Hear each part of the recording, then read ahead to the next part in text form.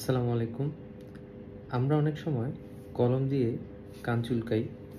এতে আরাম লাগে। হয়তো অন্যমনস্কভাবে লেখালেখির সময় একটু কান চুলকে নিলাম, ভালোই লাগলো। তাই না? তো এখান থেকে যে বিপদটা হতে পারে, আমি চেম্বার থেকে প্রায় বের হয়েই যাচ্ছিলাম। এমন সময় একজন ভদ্রলোক আসলেন উনার সন্তানকে নিয়ে।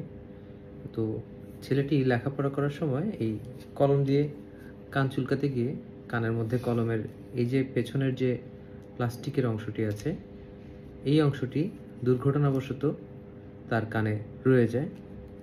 তো আমরা এন্ডোস্কোপিক্যালি দেখে চেম্বারে এটি বের করে দিলাম এবং ভদ্রলোক খুশি হলেন।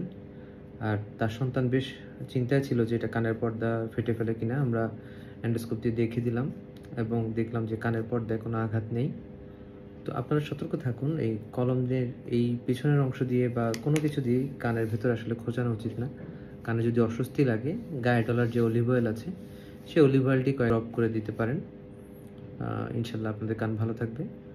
কোনো সমস্যা হলে আমাদের কাছে যোগাযোগ করুন। ভালো থাকুন।